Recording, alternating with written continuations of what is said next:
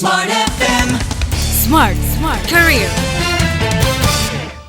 Halo Smart Listeners, jumpa lagi bersama dengan saya William Darmawan dalam podcast Smart Career. Dan semoga Anda dalam keadaan sehat ya Smart Listeners.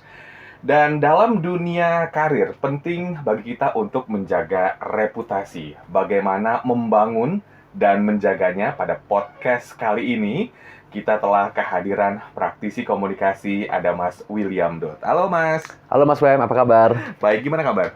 Puji Tuhan sehat sekali. Mas gimana? Ya baik juga. Sehat ya? Terima kasih ya telah hadir di podcast Dengan kami. senang hati. Terima kasih sudah Pada mengundang. kesempatan kali ini.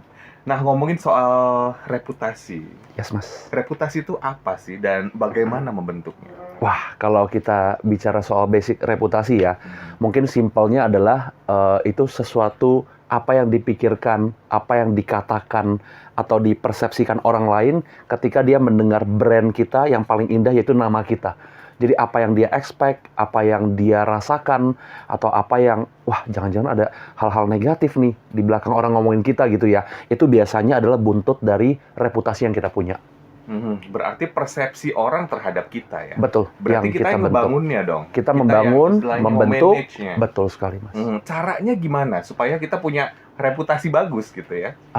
Simpelnya, saya nggak tahu yang terlalu expert ya Mas Wem ya, dan smart listeners, tapi yang saya tahu adalah apa yang kita kerjakan, atau profil kita, kepribadian kita, karya-karya kita itu harus selaras atau kongruen dengan persepsi atau reputasi yang kita bangun. Jadi jangan sampai ada ketimpangan, kita tidak melakukan yang baik, tapi pengennya reputasinya yang baik.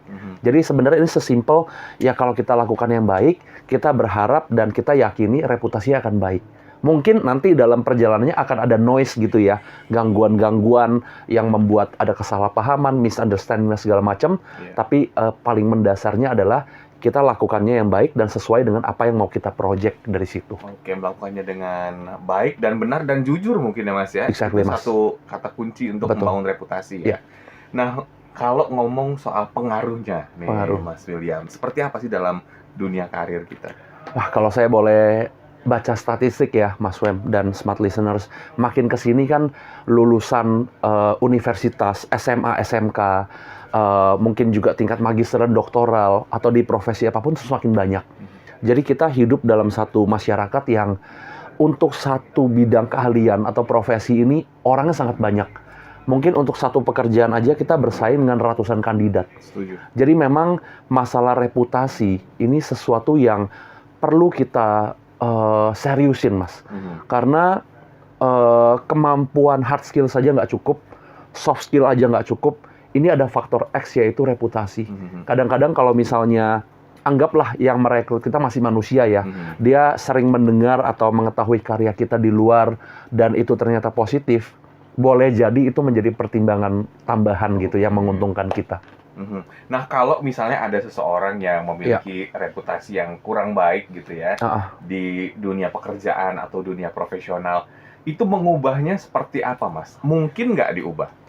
Kalau saya lihat, tidak ada yang nggak mungkin ya Mas ya. Karena kan juga ketika kita membahas soal reputasi, kita nggak bisa tarik mundur. Dalam arti, apa yang pernah kita lakukan kesalahan itu, kita own it. Dan para pakar gitu ya, dia mengatakan justru kemampuan kita dalam memanage kesalahan kita, atau hal-hal yang mungkin kurang mengenakan yang pernah terjadi, dan kita mengubah itu jadi kekuatan, itu justru membuat reputasi kita itu semakin kuat loh.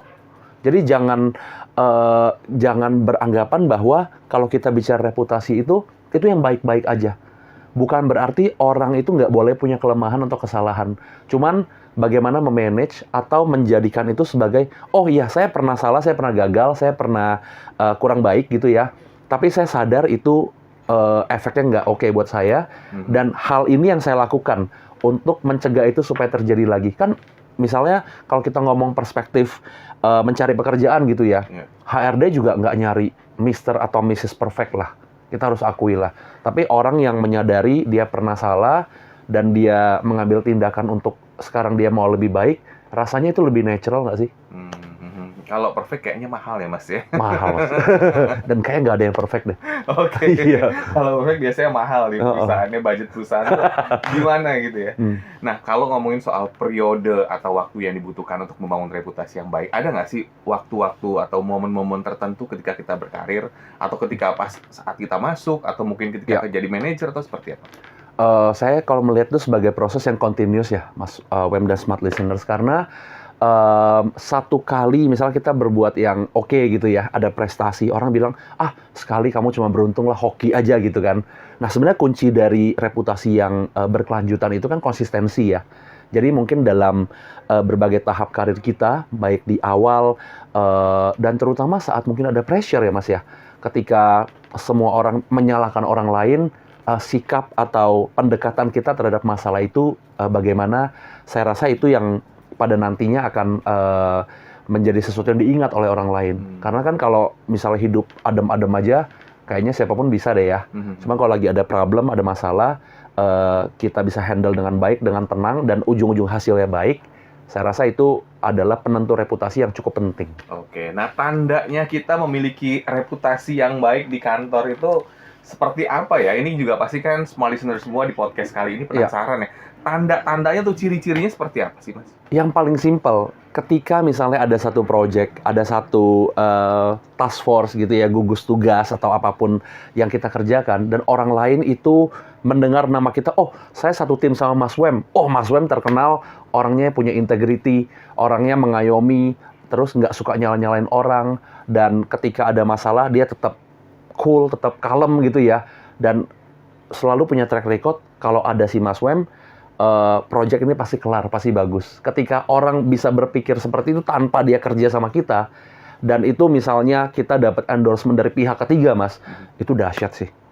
Jadi orang udah expect yang bagus dari kita, dan kita biasanya jadi positif gitu ya, ketika orang lain expect yang terbaik dari kita.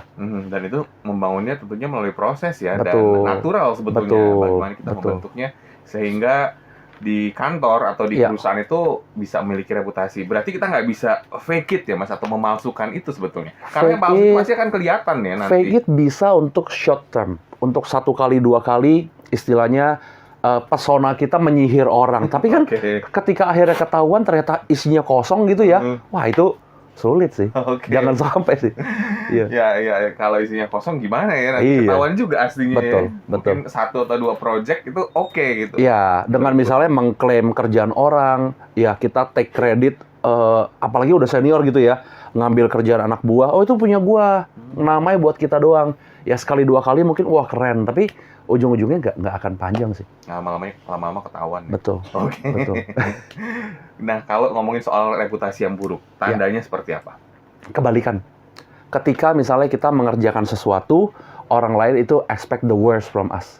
Karena dari apa yang kita lakukan, dan mereka tidak melihat ada tanda-tanda kita tuh make up for the mistake misalnya. Atau misalnya kemalasan, atau attitude yang kurang baik gitu ya Mas ya. Kita tetap lakukan, dan nggak ada perubahan, orang juga nggak expect apa-apa dari kita. Biasanya dukungan moralnya itu terasa sih, rendah sekali. Dan ketika reputasi itu buruk, ya biasa orang cenderung menghindar aja sih. Dan dia nggak mau misalnya doing something together with us gitu. Nah, kalau di kantor itu kan memang rame ya dengan berbagai macam karakter. Ada circle-circle kadang-kadang juga yang mana itu mungkin memiliki reputasi yang kurang baik gitu. Nah, gimana caranya kita menghindari circle-circle yang kurang baik, terutama di perusahaan, supaya kita nggak ketularan gitu ya. Nah, ini sikap kita seperti apa? Nah, ini menarik ya. Makanya kalau dalam mungkin pengalaman yang Mas Wem jalani, atau pengalaman saya dan Smart Listeners sekalian, saya menyebut ini sebagai sebuah seni. Jadi nggak ada ilmu pastinya.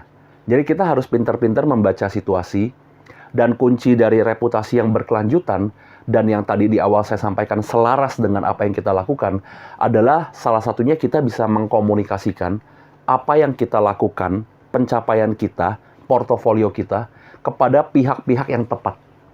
Karena dari sekian banyak orang ini pasti ada 1, 2, 3 decision makers yang mereka punya influence dan tahu bahwa pekerjaan kita itu ada impact-nya. Jadi memang kita harus memetakan sih, Mas Wem. Oke, mungkin circle ini kurang baik. Mungkin ada iklim yang tidak sehat. Tapi kita tetap harus melihat essence-nya. Oh, di sini tuh leadernya siapa? Saya harus mengkomunikasikan apa, kepada siapa, dengan cara bagaimana, dan bisakah pencapaian saya itu konsisten. Jadi kalau cuma sekali memang bagusnya mungkin sekali gitu ya. Tapi kalau kitanya bisa continue dan kita sampaikan kepada orang yang tepat, di situ seninya. Oke. Nah, kalau di kantor ya ada berita kurang baik tentang diri kita. Ya. Atau mungkin gosip-gosip ya. Ini kan Ya. sering nih yang mungkin berada di dunia perkantoran ada gosip-gosip kurang baik. Nah, menghadapinya seperti apa? Stay calm. Jadi sejauh apa itu mengganggu kita? Kalau misalnya memang sudah mengganggu karir kita, pekerjaan, kita tempuh jalur yang sesuai SOP. Misalnya ke HRD. Pertanyaannya, kalau HRD-nya yang toksik, kalau HRD-nya yang menyebarkan kabar tidak benar gimana? Keluar. Saya juga nggak akan ngomong sesuatu yang, oh semua ada solusinya, semua kita bisa manage, kita harus jadi orang yang baik, senyum, happy, bangun reputasi, enggak. Kalau memang masih bisa di-handle, kita handle. Tapi kalau memang sudah akut dan tidak ada pilihan lain, oh ternyata value yang bagus kita tidak dihargai, ya kita harus keluar, ya kita keluar. Tapi kalau memang masih bisa, tempuh jalur yang sesuai SOP, kemudian kita nggak perlu explain ourselves, lakukan saja. Tadi juga kuncinya komunikasikan, kita petakan siapa pihak-pihak yang punya influence di sini, kita sampaikan apa adanya, dan kalau memang perlu klarifikasi nanti biarlah mekanisme dari organisasi itu yang membantu kita. Kita nggak perlu teriak-teriak, saya nggak seperti ini. Karena orang yang, kan ada pepatah yang bilang ya, orang yang peduli sama kita, dia itu percaya gitu ya, apapun yang kita lakukan karena dia tahu kita. Tapi kalau orang yang nggak peduli, sebaik apapun kita, dia pasti akan melihat yang jeleknya. Jadi kita nggak perlu terlalu pusing menjelaskan kita itu siapa, kita itu baik. Kita hanya perlu tadi seninya. Tahu siapa yang peduli, tahu siapa yang punya otoritas, dan sampaikan sebagaimana adanya. Masalah hasilnya kita lihat nanti bagaimana. Stay calm ya, Betul. salah satunya ya. Betul. Kalau ada berita-berita negatif di kantor atau gosip-gosip yang kurang baik, jangan gosipin balik ya Mas. Jangan, nggak guna. Nanti jadi seru ya. Jadi drama nanti. Jadi drama ya, baik. Terima kasih banyak Mas William. Sama-sama, Mas Wem. Dan semoga apa yang kita perbincangkan pada kesempatan podcast kali ini memberikan banyak manfaat dan bagaimana kita bisa membangun reputasi yang baik di dunia profesional. Tadi tipsnya sudah disampaikan oleh Mas William. Untuk Anda semua jangan lupa untuk like dan juga subscribe video ini. Dan tetaplah bersama kami. Akhirnya saya William Darmawan. Terima kasih atas perhatian Anda. Sampai jumpa. Smart FM. Smart Career. Make your future better.